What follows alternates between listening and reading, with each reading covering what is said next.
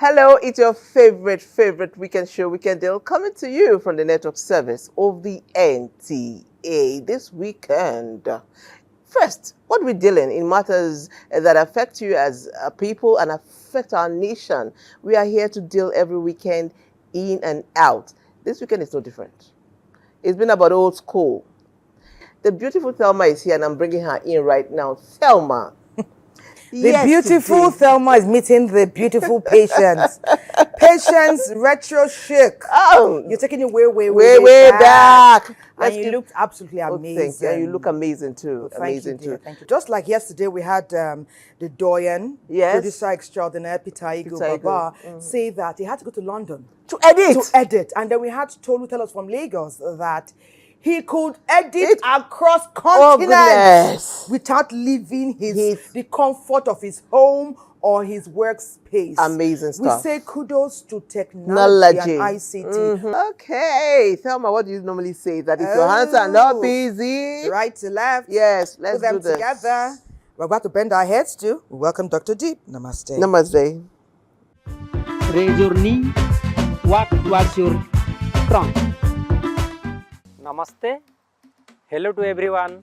I am Diptiranjan Mohanty, a trained yoga teacher from High Commission of India, Abuja. She is Tinasi. Now we perform Vyagrasana. Vyagra means tiger. So Vyagrasana means tiger posture. We should know the contraindication of Vyagrasana. Those who are suffering from slip disc, cervical spondylitis, they should avoid this posture. Soon after the surgery of abdomen, they should avoid the posture. Now come to cat stretch pose. Stand on your both knees. Now both palms on the floor, slightly separate your both knees, both hands parallel to both thighs. Now breathe in, raise your right leg, raise your head up. Now bend your right knee, bring your right toes towards your behind your head. Breathe out, bring your nose to knee. Breathe in, raise your legs, bend your knee, bring your foot towards the head. Breathe out, bring your knees to nose. Breathe in, raise your right leg, bend your right knee. Breathe out, touch your nose to knee. Now come to cat stretch pose, starting posture. Now we'll do this in left side. Breathe in, raise your left leg, bend your left knee, bring your left foot behind of your head. Breathe out, bring your knee towards your nose. Breathe in, raise your left leg, breathe out. Swing your legs under your hips. Breathe in, raise your left leg. Breathe out. Do it 5 to 10 times for general benefits. Breathe out.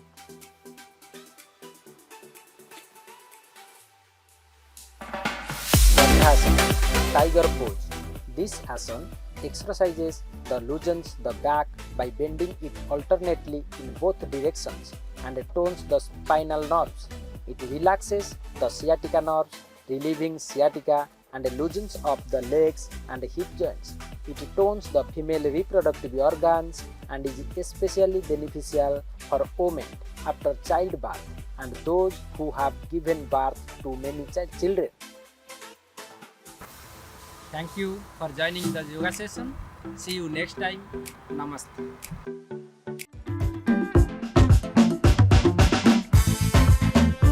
Raise your knee, walk towards your trunk.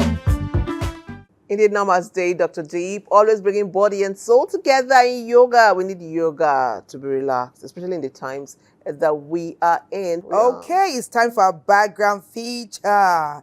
Another interesting day, from the Lagos Network Center is going to centralize our discourse, take us down memory lane, give us fantastic echoes about fashion and sports and lots more, and then we'll begin our conversation proper. Lagos, take it away. The 1990s were a defining era for Nigerian sports. It was a time when the green and white of our flag soared across global arenas, carried by athletes whose names were etched into the annals of history. In 1996, the Super Eagles made history by winning the Olympic gold medal in football, the first African team to achieve such a feat. The likes of Nwankwo Kanu, J.J. Okocha, and Daniel Amokachi not only became household names, but also global icons. In those days, they really invested their time, and in 1993, Nigeria were able to be at this, the world event in all the competitions. First of all, in the football, as you can see, in 1993 we have the Atlanta '96, in which we won a lot of medals, and so. With what we have right now in the grassroots, I think we still have even more talented players. But the challenges we are having right now is for us going to the woods, you understand, the creeks, you understand, the jungles, as it may be, for us to fish out these players to be able to match what we've achieved. In the world of athletics, Chioma Ajunwa leaped into history as she clinched Nigeria's first ever Olympic gold medal in long jump at the 1996 Atlanta Games. Her victory was a beacon of hope, illuminating the path for future generations of Nigerian athletes.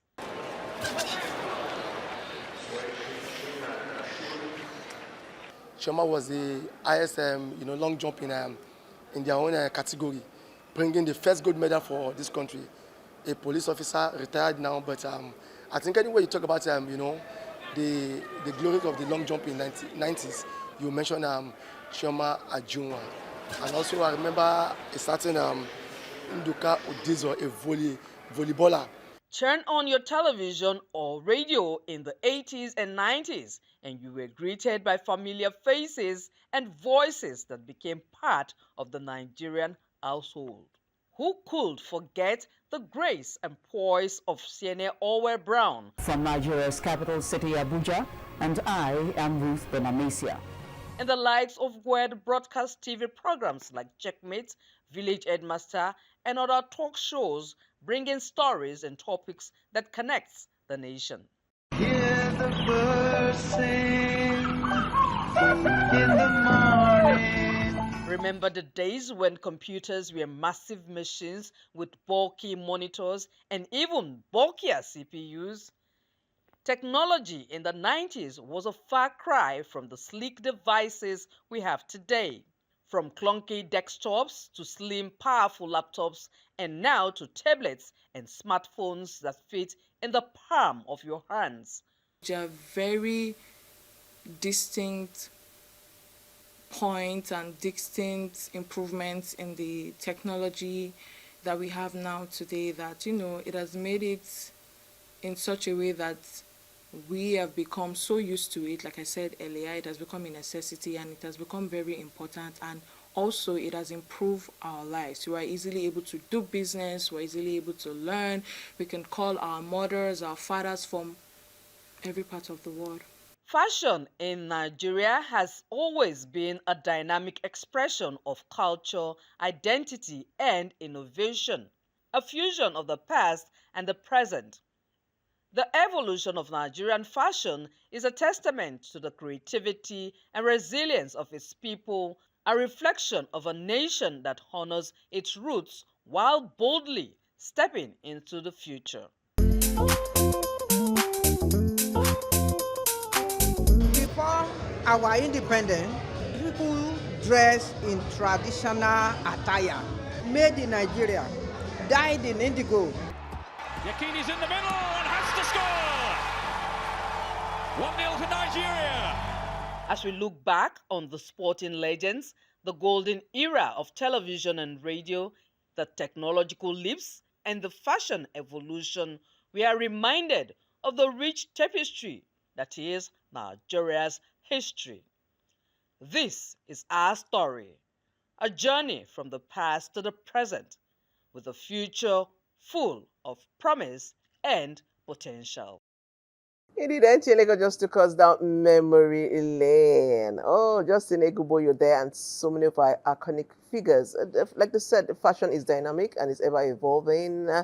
Our conversation proper is about to begin, and there's someone in the studio. She herself is into fashion, a fashion educator. She's young, but she has her hands all in the fashion business. Let's see her profile.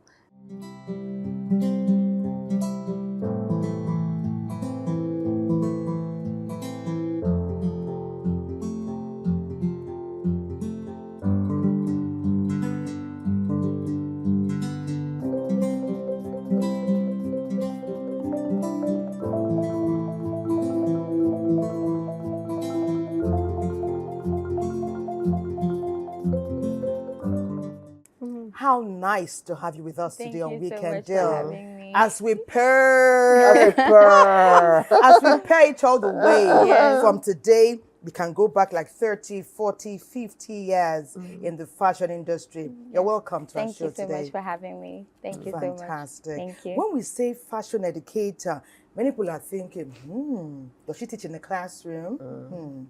How much does she even know? She's so young after all. But tell us, what is it exactly that you're doing with regard to fashion besides designing bridal wear? Yes. So for me, I'm a fashion educator that specializes in pattern making. But in general, I have some knowledge in other parts of fashion. But what I specialize in is making patterns for garments, studying garment patterns. I have to be able to see a dress and say, okay, this is how you can make the pattern. So able to get it. So it's not just freehand. We do on paper, we work on paper. What English? What are you speaking? Pattern, freehand, no hand. So in the fashion, this is fashion language. Yes. in the fashion education space, we don't just do everything. You have to specialize. You have to specialize. So I teach people how to make professional patterns for their garments. If you're into ready to wear, I'll teach you how to make patterns that you can keep and then come back and keep using them over and over again. They're not dated. Yes, exactly. So that I don't have that mistake of you make a top today, tomorrow you make it and it's not the same thing. True. Or you make a dress today, tomorrow you have an issue. We had the fella, Nicola Pokutu, wearing the bell bottoms, and he made it a revolution. Nowadays we're seeing it, even though it's the same, but there are some touches that bring that presence, that make it new again. What are those things we add sometimes to make it new again? Sometimes what we add is just the flair of what's going on in the now. What's in the music industry, what's in the entertainment industry, what's in the movie industry. All of those and how we think different from those that thought in the past. The little differences in our way of thinking is what makes it a little bit different. Because I can say that a lot of fashion now, I'm a millennial, but I can say that. Wait. She's not even a Gen Z. She's a millennial. That's amazing. Keep saying it.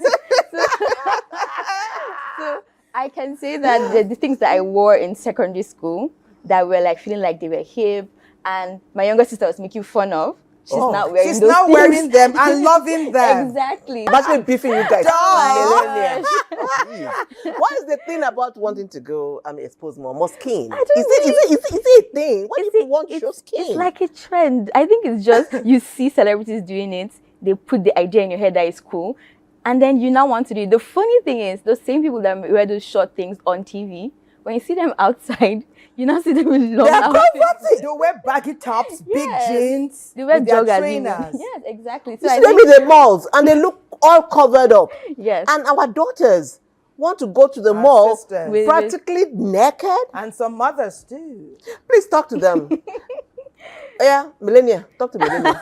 So I honestly feel you don't need to go short. Thank you. I honestly don't believe that. And I believe in your body is a sanctuary, so you should actually you should be careful on how you present it. Whether we like it or not, people will judge you by what they see, whether we want to agree with it or not. It's a fact. That is a human thing. And looking good doesn't mean you have to look half covered. So if I want to ask you now, what would you put together for your lovely self going to an old school boogie down? Ooh. But that will be after we take Koho's report. Kohol is taking us way back 50, 40, is it 100 years? And then bringing it back to represent what we'll do today. Kohol, how did you find this journey? Interesting, right? Nigeria, a land rich in culture, diversity, and heritage. Over the decades, its fashion has been a powerful form of expression, a blend of tradition and modernity, evolving with time but never losing its unique identity.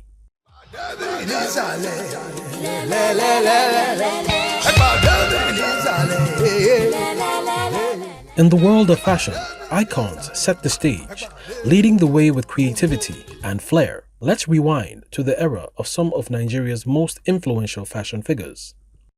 Sade Thomas Pham, known as Nigeria's first fashion designer, played a pioneering role in bringing modern cuts to traditional fabrics in the 60s and 70s.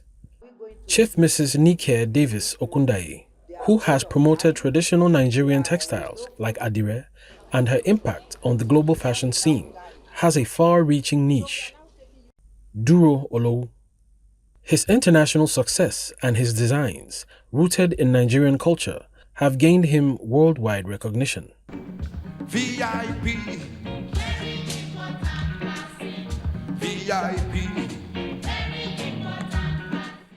In the 60s, for instance, let me just to create a background for the 70s. You know, after the independence in the 60s, there was a lot of migration from the rural areas to the urban areas.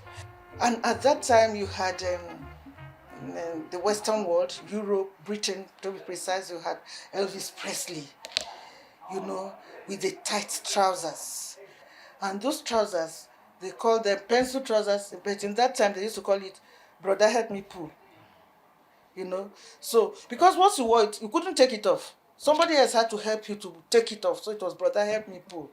For the ladies, they had these tight skirts that were called cross no gutter or tight knee. In other words, your knees are tight. That was the fashionable thing at that time. That is not to say that they ignored our local fashion, but the local clothes, ashoke and all, were meant for ceremonies. The 60s, 70s, and 80s were eras of bold experimentation and cultural expression, from the modest yet vibrant styles of the 60s to the diverse and daring trends of the 80s. Each decade told its own fashion story. By the 70s, late 60s, you had Mary Quant, a fashion designer. She came up with a mini skirt. And we started to wear mini skirts here. This fight for equality by the Black Americans led to this activism there, you know. So they began to have big afro. So we too began to have big afro here. You put a comb in it, the big afro. You wore those trousers narrow at the hip, then wide at the hems. First Act 77. So it was a big affair, and it affected the fashion world. There was a move from those tight-fitting shirts to the danshiki. But at all times, the ashoke was baba. It was always there. But now you wore a tight ashoke and wore a lace buba, big sleeve. It was not ashoke up and down. It was ashoke with that big sleeve, lace buba. This was in the 70s, going into the 80s. However, there was some change. Power dressing was in. You know what you mean by power dressing? Your shoulder pad like this here, so you look powerful. Shoulder pad here. You know, under your shirt you had shoulder pad. And for the ladies, they wear shirts, tuck it into these tight-fitted skirts with belts, wide belts, so to emphasize the waistline. Generality of the people began to buy fabrics to make clothes. People who could not ordinarily do that. So Nigerian fabric now began to play a role. Not necessarily tie and dye, but Nigerian fabrics began to play a role in our fashion. A lot of embroidery. So yes, there was money in the 90s and it was spent on fashion. We spent money on fashion. We began to make an impression outside the borders of Nigeria with the way we dress by the 90s. As we look back at the rich fusions of Nigerian fashion, we see a heritage of creativity, resilience, and cultural pride. A legacy that continues to evolve, shaping not just what we wear, but who we are.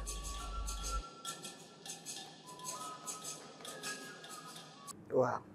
You see, one thing with Nigerian fashion, be it 1925 or 2004, one common denominator is that it is elegant. There's something about it. It just makes you elegant.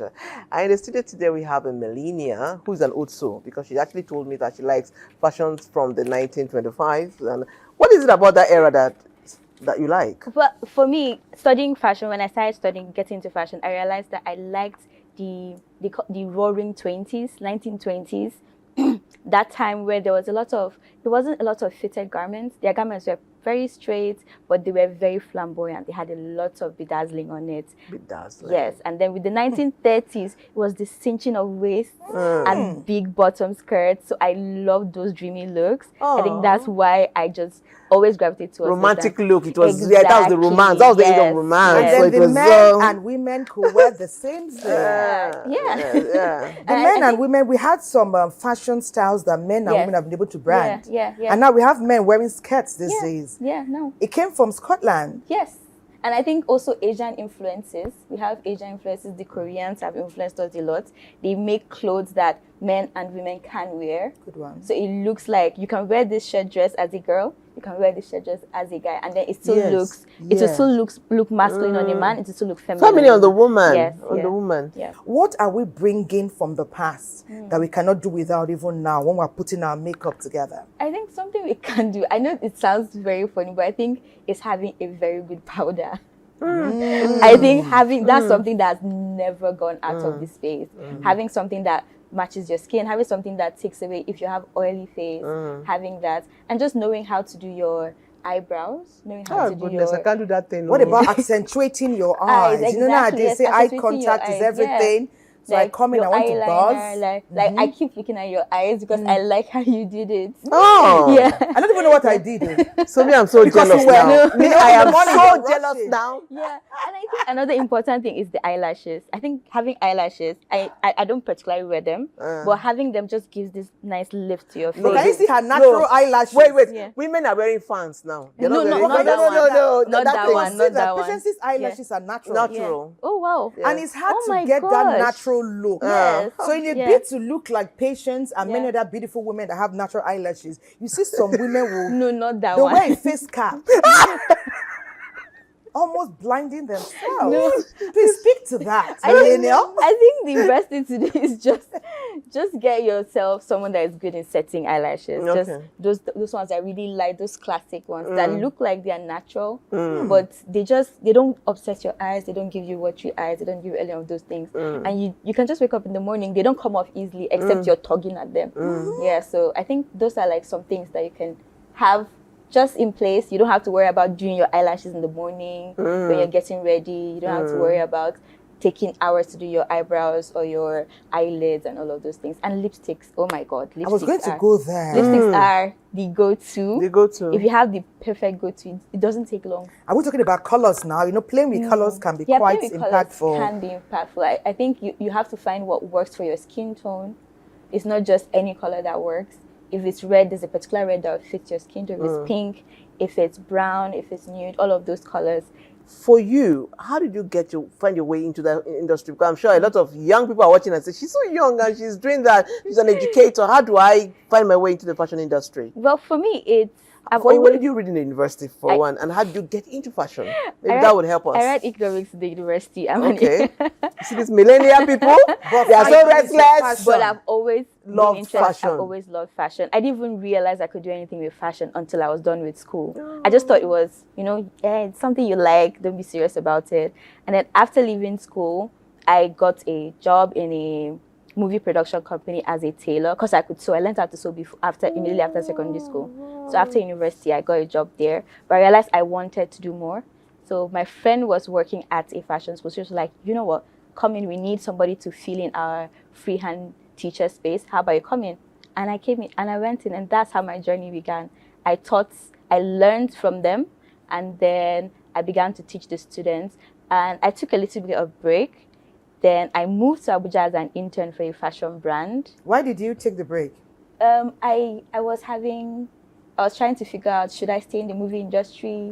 Should I continue there? So I left the movie industry, tried to start my business. But again, I needed a lot of information. I just didn't know where to get it. I wanted to know more about fashion and I didn't know where to get it. So I spoke to my now boss. I told her I wanted to come and intern at a bridal company because I was always interested in bridal. So I said, I want to come and intern at your company. So she was like, okay, let's do an interview. What can you do? So I showed her some of my sketches. I showed her some of my work. And she was like, okay, you can come in. When can you come in? So I moved to Abuja as an intern to a fashion brand. And she so happens to also have a fashion school. And when I was done with my internship, 1 year internship. Okay, we're seeing some of the bridal dresses. Yes, so I made this. Wow. You made this? Yes, I made these. This is amazing. Bedazzle. Bespoke. Yes, bespoke. Bespoke, if you ask me. Whoa, this is beautiful. Thank you so much. Well done. Thank you. Well done. Again, let me go back to bridals. Yes, ma'am. The way our brides are looking now. I'm sure you've designed so many brides. What are the most outrageous requests you've heard from brides? Because some of our brides are, I don't want to use the word, well, to be honest, I design a particular way. Okay. So I would let you see, okay, this is what I can do for you. If you want something a bit more exposing, we can layer it. Now what we do is we put like a skin tone fabric under so that you don't really see the body. You just see what looks like the body. An illusion of the body. So you can do that. We can actually do that for you. So you don't need to be crazy. Like I love the feminine form. I like the way the woman's body is, and I feel we should celebrate that. Celebrate it. We don't have to do it exactly. You can celebrate most of it covered. What a wonderful celebration when the viewer is imagining. Not that you put everything out there. There's no secret anymore. You see a bride trying to do this at her wedding day. For real. It happens. With the information you have shared, I see an iconic brand. Thank you so coming much. up. Woo, I'm happy. Celebrate you. Yes. For the wonderful knowledge you have brought to the fore today to enrich our conversation and the wonderful way you have just been sharing. Yes. All with that fun smile. Yes, thank we wish you. you well. Thank so you so Kimia, much. Kimia, dazzling. We are the rooting for fashion Kimia. space. I We'll will. see more of you Yes, in definitely, the future. definitely. You're watching Weekend Deal. It's our echoes, yours, mine, Kimia's, and the whole of ours. Our second break is now. We'll be right back. Don't go anywhere.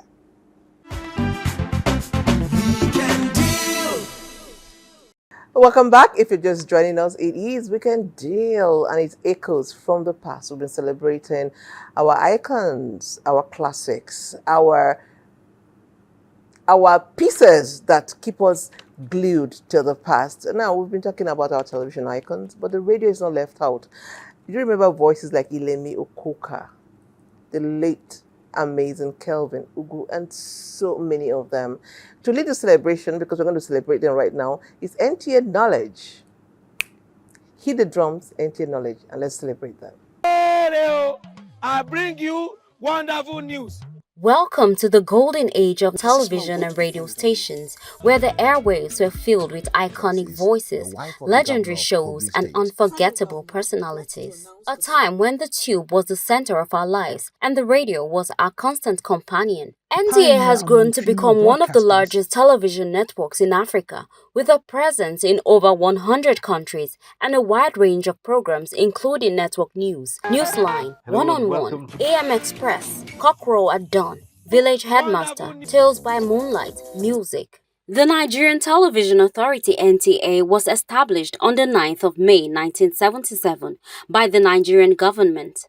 It was created through the merger of the existing television stations in Nigeria in 1976. In 1979, Nigerian Television Authority (NTA) began broadcasting on a national scale with a network of stations across the country. While for radio in 1932, the British colonial government established the Nigerian Broadcasting Service (NBS) in Lagos, which later became the Nigerian Broadcasting Corporation (NBC). In 1951, the Nigerian Broadcasting Corporation began with stations in Lagos, Kaduna, and Enugu. The first color television in Nigeria came into operation. That was the then Benue Plateau Television. It was an icon. It was a cynosure. It was a beautiful thing to behold. The colors were just brilliant. They were beautiful. And the picture quality and the programs themselves were very high standard. Were people from different parts of the country that came to contribute their quota to the life of the new television station. Before then, there were only about 4. One in Kaduna, one in Enugu, one in Ibadan. Then when states were created, the various states saw that there were areas of development that they could embark on to ensure that they carried their people along with them. Well, from the name itself, it's self-explanatory, one-on-one. It's an encounter on a one-on-one basis with whoever we've chosen to talk to. It's a current affairs program, actually. When that program was put together, it was thought that the best thing was to have a current affairs program in which you could take on people for, not their personalities, actually, but for what they do. And therefore, it's not about the guest himself, but about what they represent and what they do. And we've kept that all along, and we've spoken to quite a number of people across board from all walks of life. We've been able to use the information provided in that program to impact society generally. In 1978, the Federal Radio Corporation of Nigeria (FRCN), which replaced the Nigerian Broadcasting Corporation and the Nigerian Television Authority, were established as separate entities. In 1992, I was then appointed the first Director General of the National Broadcasting Commission, which was meant to democratize television in Nigeria. Bring in new private stations, let them blend with the old ones, let them learn from one another, let them improve the status of broadcasting in Nigeria. That was how the National Broadcasting Commission came into operation in 1992. We impact greatly on the lives of people across the world. And we are the ones also selling government's policies and programs, because you listen to news, that's where you get to know what the government, whether federal, state or local, is up to, is doing, the policies of the government. And you also get to know through our various programs your duties and responsibilities as a citizen of this country. So, I mean, and saying that we impact on the society will amount to an understatement. From the bulky cameras to the vintage microphones, the DV machines, television, and the radio that brought us our favorite shows and programs. We were lucky. We inherited color. But majority of the equipment were analog, as I told you. And then when you come to the studio, apart from the bulkiness of the camera, the studio light, you need kilowatts flood light. The place, the heat it generates, that explains why during our own days, you spend so much money for cooling system. Television and radio stations in Nigeria had multiple players and developments over the years.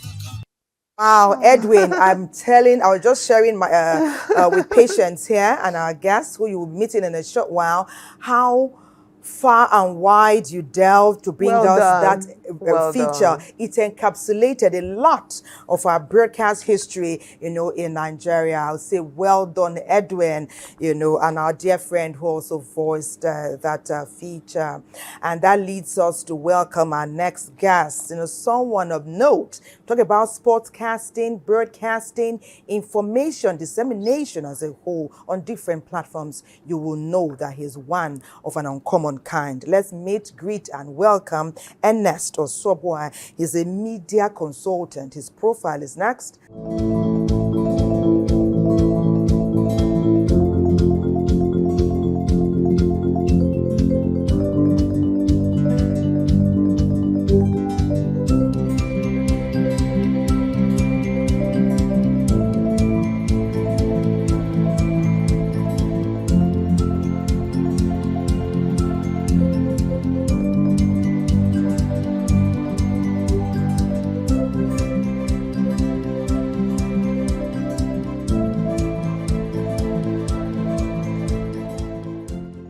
Mr. Ernest, you're welcome to the Weekend Studio. Thank you so much. First, let me start by saying, what do you think of our studios? Yeah, very beautiful. Okay.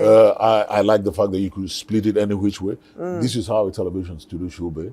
Unlike, I've been with NTA for a long time. The late Akinleyo Yebanji introduced me to NTA many, many years ago. Okay. And so I know the kind of studios we used to use that time. And all of that. So look, this is a grand studio, very beautiful, very excited studio. So look, anytime I'm here, I feel very relaxed and ready to go. Thank you so much. Yeah. Okay, so I know that you've been in broadcasting way back, and then you're still here because your hand's still on the plow, and I think you're not looking back. So tell me, what's been the experience broadcasting then and now? What do you think has changed? What are we doing differently? See, I think I'm saying this for the very first time because it struck me while I was sitting there even.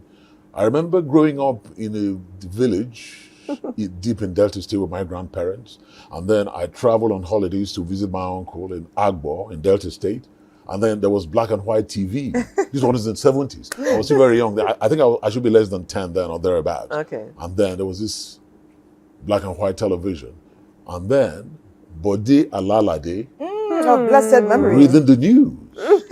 And then I get back to school. I was in primary 5, I think, and my teacher calls me out in front of the class and calls out 2 young ladies then, I can't remember the names, and say, these ones will make good broadcasters. Because I used to be very good with the English language. Yes, I was the best in English language in my class back then. And they said this, and look, that name sounded very exciting, broadcaster. So look, and you didn't take it lightly. And to be honest, even till now, I enjoy that. When I tell people I'm a broadcaster, you love it. Rather than saying I'm a journalist, I prefer that I'm a broadcaster. I love it. I've loved it since then. And then I see Bode Alade, and I'm looking at my teacher. I say, oh, I want to be like that. I like it. So, so to be honest with you, I have to say that Bode Alade inspired me to be a broadcaster. What about him inspired you? The composure within the news, I can still picture him wearing agbada there, with the cap like this, that kind of thing, and then just reading the news. And he had grace. Yeah, look, he really had poise in front of the cameras and all of that. So look, I really like that. But why do you think it is relevant to bring their names and perhaps their visual representation sometimes to the present? See, look. When we do so, is there anything to benefit? See, look. People don't understand that. Look, if you don't celebrate things, if you don't appreciate what people do, that thing is going to die. Appreciation gives life to whatever it is you do. When Oluwatobi Amusan broke a world record, I think in 2022, what has happened since then? She was celebrated around the world, celebrated in Nigeria. And what happened? Since that time, over 20, 30 or more Nigerians have been wanting to break a world record because they want to be celebrated like that. And that thing is alive. Break a world record, you get celebrated.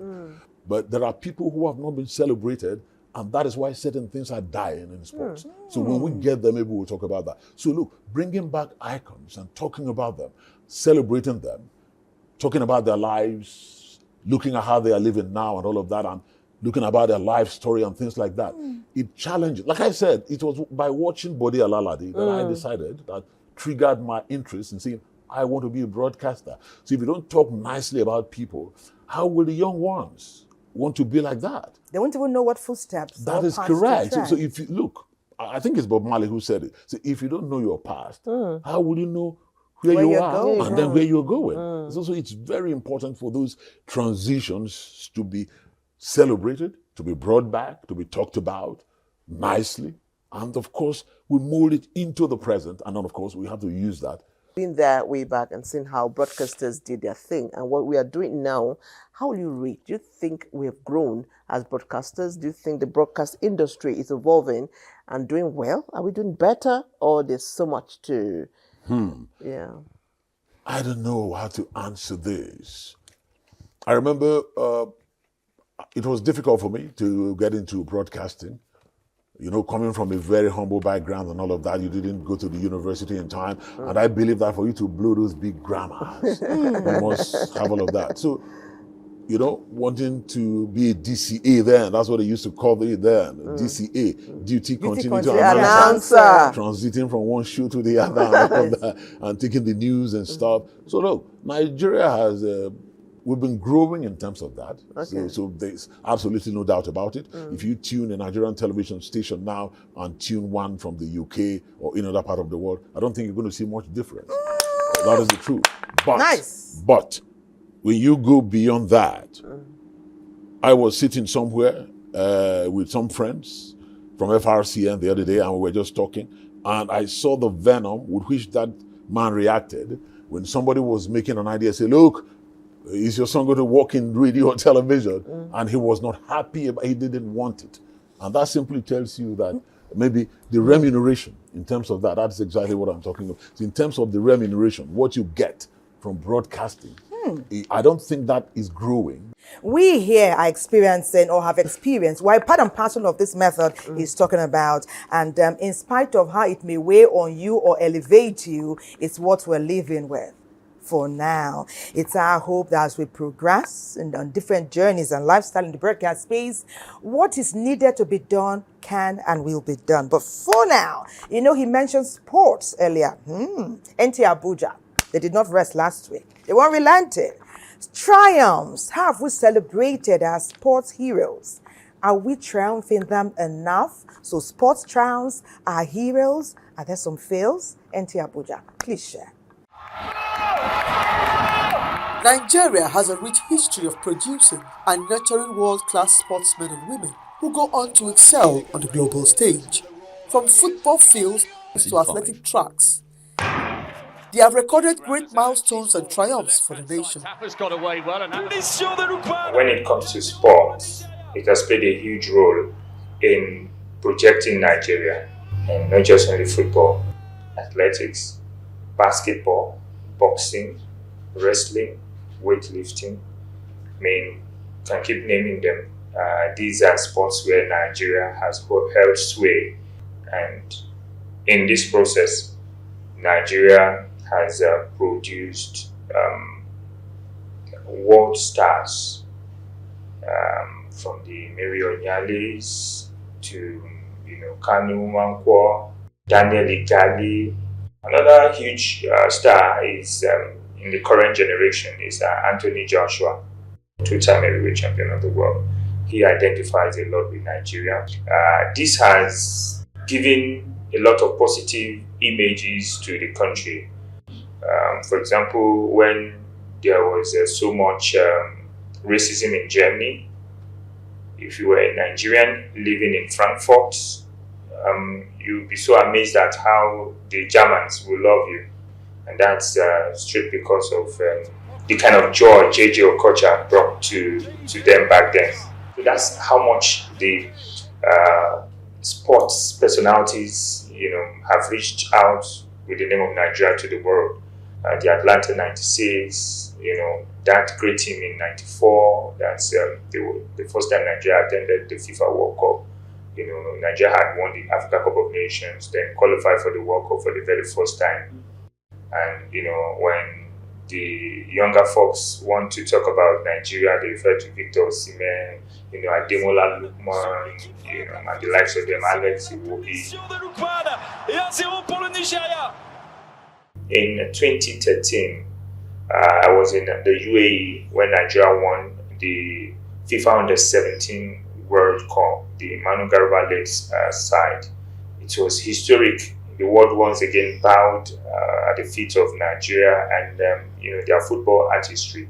Also at the Commonwealth Games in Birmingham, I think 2022, the hurdler who won the gold. These were iconic moments that one can never forget. Records can be broken. Looking at our first medal in the Olympics, it was achieved in 1963. That was by Najim Mayegun, a boxer. And again, if you look at in 1973, when we hosted the All-African Games, that's the first major international tournament hosted in Nigeria. Nigeria hosted and won the competition. Fast forward to 1980, when we hosted the Nations Cup, that's the AFCON. Nigeria hosted and we won. Another major highlight was in 1985, when Nigeria won the median edition of the Kodak Under-16 World Cup, that is now Under-17 World Cup, led by the likes of Nduka Ugbade, Jonathan Akpobore, and a host of others. Same year, Nigeria won the first medal at the World Youth Championship. The likes of Samson Siasia, Andrew Uwe, Wilfred Agbonibari, and a whole lot of others. In USSR, we won bronze medal. And Olympics in 1984 at Los Angeles, I think that was when we really started making our presence felt in athletics. The likes of Innocent Egbunike in the 4x4 relay came back with a medal. Getting to Barcelona 92, the Olympics, Nigeria really made a great statement there with our relay team of the male and female team. The female team with Charity Opara Thompson, Mary Onyali, and a whole lot of others were able to do Nigeria proud in the 4x100 relay, and also in the men 4x100 meter relay. Late Kayode Oluyemi, the Zinwa brothers, and Olakpade Adenikan were there to make a podium finish, silver medal. The peak came at Atlanta 96, where Chioma Ajunwa won the first individual gold medal in athletics for Nigeria. And also, same Atlanta, Nigeria won the football event. Before that, Nigeria had won their second World Cup at the Under-17 level in 1993. The likes of Wilson Oruma, Kano Nwanko, Peter Nozike, Sambu Choji. And you have table tennis players like Atanda Musa, to Yomi Bankole, to Shegun Toriola, before Haruna Kadri. Same also goes to Chukwumerije, that did us proud in Taekwondo. Tobi Amuson still ranked as the best hurdler in 110 meters. These sportsmen and women don't just win medals, but also inspire many young Nigerians to get involved in sports, which has impacted the sporting world in particular and the nation in general. For the champions, for the champions. Let me start by saying thank you so much, NTA Abuja, for that beautiful compilation. Thank you so much. Someone who is a broadcaster, who is not stranger to the sports terrain as far as reporting and showcasing them is concerned, is here. So tell us, Nigerian and sports, what has the journey been for us? Back in the late 70s, early 80s, there was always a boxing gym. That's the tiny hamlet where I grew up. So there was this boxing gym. I remember our elders there. those men who used to come and chase my sister. My older sister. They always go into a boxing gym around the corner, you know. So the boxing was very, very important to Nigerians at that time. I don't know whether because our first medal from the Olympic Games had to do with boxing, and then even the next one. I don't know, but I just remember then that there was always a boxing gym in the hamlet where I grew up. Do you box? No, I never boxed. I never boxed. Boxing used to be the in thing then, and Nigeria was doing well in boxing. Then, of course, football was always there. So, because we can talk about that as well. Football was always there. And Nigerians can talk about winning gold at the 1996 Olympic Games. Yes. But look, before then, Nigerians, loving football, we loved Brazil more than Nigeria. Yes, if Nigeria were to play Brazil, Socrates, Pele. What are the names again? Junior, Aida. Those were the big time players for Brazil then, winning World Cups and all of that. And we loved them. Brazilian football and all of that. So, but we trounced them at the Olympics. That is correct. That trouncing, that defeat of Brazil was not just about the manner of the defeat, which was very dramatic, but it broke a jinx. It changed something. It was from then Nigerians now began to really understand that, look, we are also a football nation. To reckon with. And then Bonfrey Joe. But that team changed the narrative. Made the changes. I think he pulled out Amunike to bring in Victor Ikpeba. Yes. And all of that. And then suddenly, they erroneously pulled out Ronaldo, I think.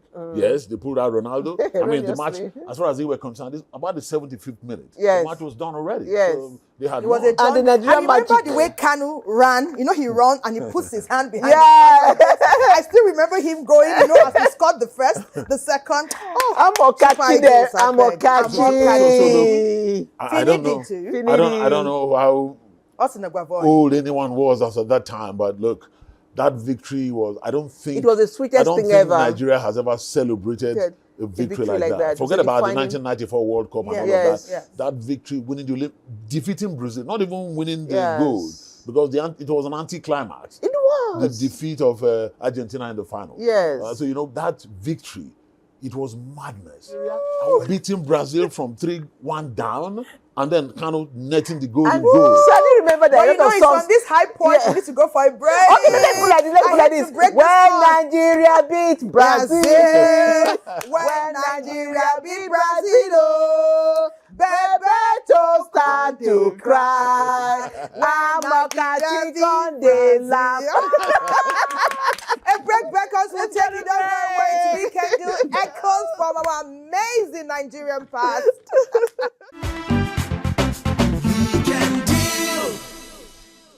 Welcome back. Nigerian 1996 win Olympic week was a defining moment in our sports history, and we just continue to pray that we have such moments again. All of a sudden, the lines were blurred. No Christian, no Muslim, no Igbo. We're one Nigeria celebrating our victory. We pray for such victories again in our country. What is the challenge facing us right now? Why can't we get such victories again? You can't encapsulate an answer to that. And you can't have an answer. There are so many factors. So many factors. You know, see, look, let's leave football now and just look at the other sports. In the 1992 Barcelona Olympic Games, there were 2 Nigerians in the 100 meters final. Out of 8 people running the finals, 2 were Nigerians in the whole world. Olopade Adenike and Davidson Ezinwa were in the finals of the Olympic Games. Nigerians don't even get to the semi-finals now in the 100 meters. If you remember the days of Mary Onyale, That team as well. Falila Ogunkoya, Chris Para Thompson. Yes, I think if I can remember those names again. Yes, there were 4. Nigeria used to do so well, the 100, 200, 400 meters. We were the kings of it in the African continent, winning the All Africa Games all the time. But we see Nigerians playing, running, representing other countries. Almost every country almost has a Nigerian representing their country. Is it because we do not have a boisterous... You are answering the question now already. Why are Nigerians excelling anywhere but in their own country? It is a question that needs to be answered. And it's not as if we didn't used to excel before. We used to excel. What has happened? I believe that without looking at specifics, without looking at specifics. Greed and selfishness has crept into the system a lot. And that, like somebody told me, look, any people who are greedy and selfish will never progress. So that is the truth. There is a lot of greediness and selfishness in Nigeria until I begin to think of you in my actions. How does it impact you? Will it impact you positively? And you are thinking about me, what you're doing. Be more considerate of others. What about thinking nation? What about thinking But it starts with that. Yeah, it starts with that. Actually. You are the DG of an organization, and all you are thinking about is how to corner all the finances of your to yourself. You're not thinking about your staff. You're not thinking about the job you are doing. How does it impact the nation? Yeah. So I think what benefits Nigeria has been shifted to the background. It's our hope. And the hope of all Nigerians is that 1996 celebration, which we encapsulated here, I'm telling more you, than how many there years? has More than never 28 been a years celebration later. like that. You see how we still were able to bring the joy back to the fore. We're so excited, and we got Nigerians excited. This country is all of ours. That is correct. Any day we step out, let's continue to think Nigeria. Mr. Enes, Nigerians are in a very good mood now. Okay. Because of the AFCON qualifiers that we witnessed. You know, it lifted us up a bit. What can Nigerians be expecting from this Super Eagles team? Can we hope for the 1996 event? Yes. There's always hope. The first thing from what you said now that you must tell any football supporter or football lover is that, look, I can't tell you any different. There's no guarantee. There are no guarantees in football. Yeah. Brazil loses. We beat them. There are people who were crying that day when we were laughing. You need to understand that. So it always goes like that. Germany, they cried recently. They also had some joy. Argentina, Lionel Messi cried for so many years. He's laughing now. So look, football has no guarantees. So the average football lover must always understand that. And look, this your team could decide, but what you want, which I can understand from what you say, is a little bit of consistency. That is right. Just win at least some time. Don't just keep losing, especially to teams that you can beat and all of that. See, look, the challenge. You have knowledge. The challenge we have in Nigeria is, I don't think, I'm sorry to say this, but I don't think the operators, the people on the ground, the runners, the footballers, the people who do those things have grown to the level of their counterparts in Europe. For instance, now in terms of strikers, I don't think there are more than 2 or 3 strikers better than Osimhen around the world right now. That is the truth. Around the world. Yes, Harry Kane. Look, Osimhen is, look, if we talk about the Nunez's and all of that, Osimhen is far better than those ones. So there are about 2-3 strikers. You could say Mbappe, maybe people may say he's not a striker. Ahead of Osimhen in terms of being a striker, natural number 9. So Osimhen is a rare natural number 9. but competing with the best in the world. But the problem we have is management. The people who manage these things are still at the local level. They are not improving. They are not developing. So it's a challenge at every level. Leadership should be about thinking about Nigeria. I think we need to have a consensus and always ask ourselves, what is best for Nigeria? If we always say in that, and not about what is good for me and my family. If we always think about what is best for, I heard a senator the other time saying this is against the North, and I really felt bad that the senator of the Federal Republic is dividing Nigeria. If what you are feeling may not favor the North, but in the long run favors Nigeria as a whole. Okay, we need to go now. Your final word. Yes, we continue to look back in order to make the present better. So, God bless Nigeria. Mr. Enes, God bless our country, right? God bless Nigeria.